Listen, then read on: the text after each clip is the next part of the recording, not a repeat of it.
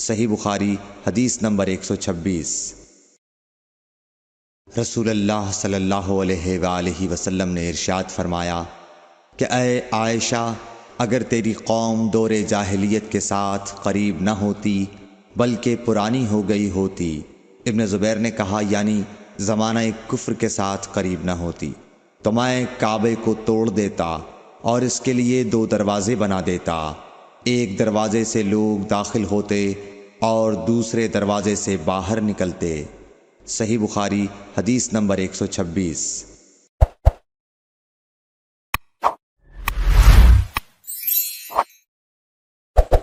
صحیح بخاری حدیث نمبر 127۔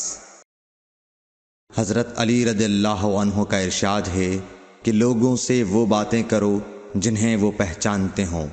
کیا تمہیں یہ پسند ہے کہ لوگ اللہ اور اس کے رسول کو جھٹلا دیں؟ صحیح بخاری حدیث نمبر 127۔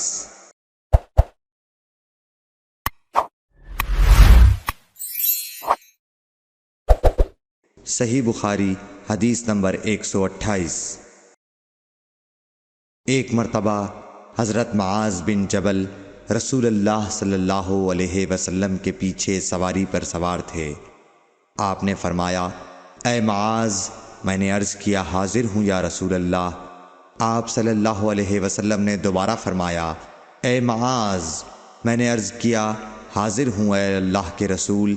آپ صلی اللہ علیہ وسلم نے 12 فرمایا اے معاذ، میں نے عرض کیا حاضر ہوں اے اللہ کے رسول۔ 3 بار ایسا ہوا۔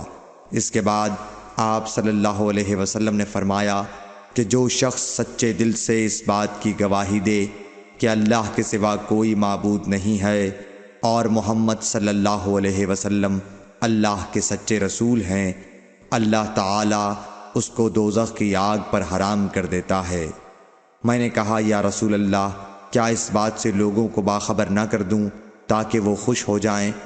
آپ صلی اللہ علیہ وسلم نے فرمایا اگر تم یہ خبر سناؤ گے تو لوگ اس پر بھروسہ کر بیٹھیں گے اور عمل چھوڑ دیں گے۔ صحیح بخاری حدیث نمبر 128۔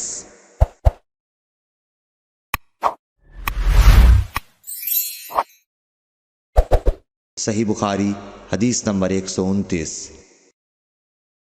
رسول کریم صلی اللہ علیہ وسلم نے ایک روز معاذ رضی اللہ عنہ سے فرمایا کہ جو شخص اللہ سے اس کیفیت کے ساتھ ملاقات کرے کہ اس نے اللہ کے ساتھ کسی کو شریک نہ کیا ہو، وہ یقیناً جنت میں داخل ہوگا۔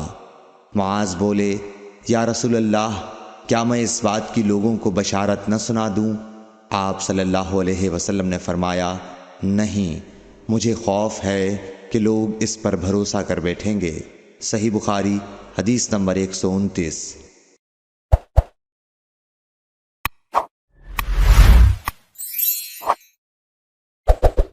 صحیح بخاری حدیث نمبر 130۔ ام سلیم نامی ایک عورت رسول کریم صلی اللہ علیہ وسلم کی خدمت اقدس میں حاضر ہوئیں اور عرض کیا کہ یا رسول اللہ، اللہ تعالی حق بات بیان کرنے سے نہیں شرماتا، اس لیے میں پوچھتی ہوں کہ کیا احتلام سے عورت پر بھی غسل ضروری ہے؟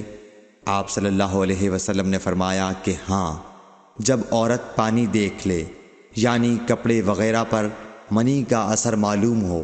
تو یہ سن کر حضرت ام سلمہ رضی اللہ عنہا نے شرم کی وجہ سے اپنا چہرہ چھپا لیا اور کہا یا رسول اللہ، کیا عورت کو بھی احتلام ہوتا ہے؟ آپ نے فرمایا ہاں، تیرے ہاتھ خاک آلود ہوں، پھر کیوں اس کا بچہ اس کی صورت کے مشابہ ہوتا ہے، یعنی یہی اس کے احتلام کا ثبوت ہے۔ صحیح بخاری حدیث نمبر 130۔